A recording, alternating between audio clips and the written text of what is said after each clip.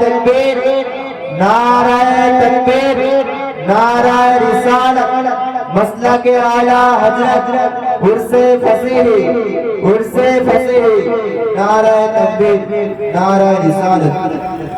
একটু মনোযোগ সহকারে শুনবেন। এখন বর্তমান সময়ে এক শ্রেণীর ডক্টর বেরিয়েছে, এক শ্রেণীর মাদানি বেরিয়েছে, এক শ্রেণীর রাজমিস্ত্রি সোশ্যাল মিডিয়ায় আল্লাহর ওলির বিপক্ষে বলতেছে। আপনি হাদিসে কুদসি উঠিয়ে দেখুন, রব্বুল আলামিন বলে কোন ব্যক্তি বলতে চায় রব্বুল আলামিন যখন নিজ বান্দাকে নামাজের হুকুম দেন, আল্লাহ বলেন আকিমুস সালাহ, তোমরা নামাজ কায়েম করো। যখন যাকাতের হুকুম দেন, রব্বুল আলামিন বলেন আতুস যাকাত, তোমরা যাকাত বের করো।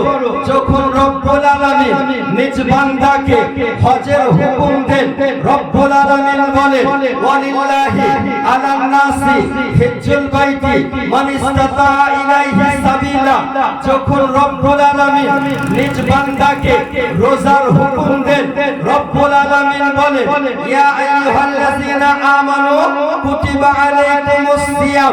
রব্বুল আলামিন যখন বান্দাকে নামাজের হুকুম দিলেন, তখন আলা শব্দটা ব্যবহার করেন না।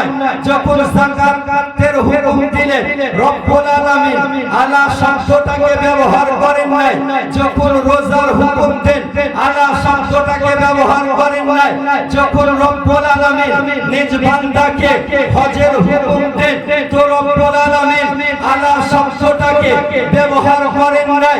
কিন্তু বিরাদাত কুরবান জান, আমরা হলাম সুন্নি হানাফি মুসলমান, আমরা আল্লাহর ওলিগণকে মান্য করি, আমরা আল্লাহর ওলিগণের সম্মান করি।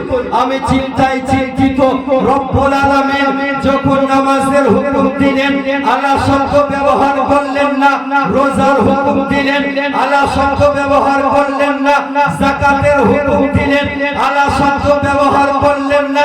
আমি